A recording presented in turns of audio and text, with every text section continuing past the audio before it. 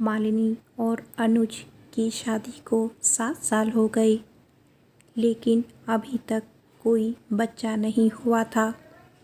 मालिनी बहुत उदास रहने लगी थी। वैसे तो अनुज मालिनी से बहुत प्यार करता था, लेकिन उसकी सास कभी कभार ताने कसती थी, जिससे मालिनी बहुत उदास हो जाती थी। एक दिन आखिर मालिनी फैसला कर लेती है। वो अनुज से कहती है, अनुज तुम दूसरी शादी कर लो। अनुज मालिनी की बातों को मजाक में उड़ाते हुए कहता है, हाँ हाँ कर लूँगा, दूसरी क्या तीसरी भी कर लूँगा। ओके अब तो खुश। मालिनी अनुज से कहती है, मैं मजाक नहीं कर रही, अब मुझसे और ताने नहीं सहे जाते। और माँ जी ठीक ही तो कहती हैं, मैंने आखिर तुम्हें दिया ही क्या है।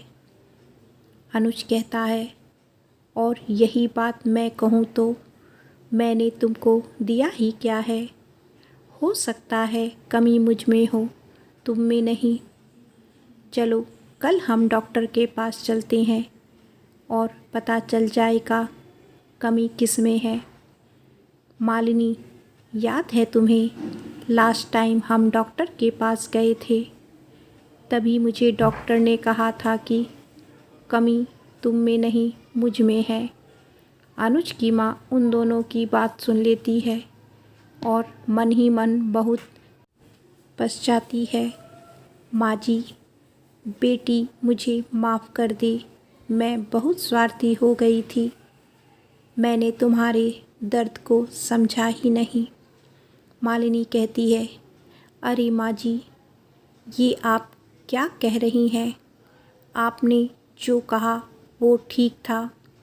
आखिर आप भी एक माँ हैं, आप अपने बेटे का भला ही चाहती हैं ना।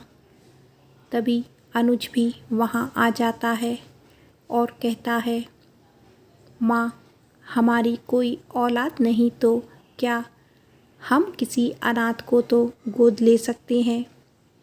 किसी अनाथ को घर मिल जाएगा और हमें भी माता पिता होने का सुख। माँ और मालिनी को अनुज की बात बहुत भा जाती है।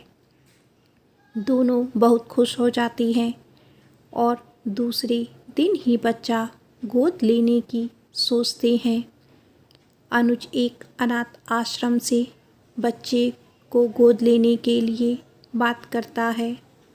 जल्दी ही सारी कार्यवाही पूरी कर एक 12 माह की प्यारी सी बच्ची को गोद ले देते हैं। दूसरे दिन उसने नामकरण का कार्यक्रम रखते हैं। मालिनी बहुत खुश हो जाती है, अपनी पूरी ममता उस बच्ची पर लुटा देती है। अनुज भी बहुत खुश हो जाता है। दोनों को जैसे दुनिया की खुशी मिल गई हो।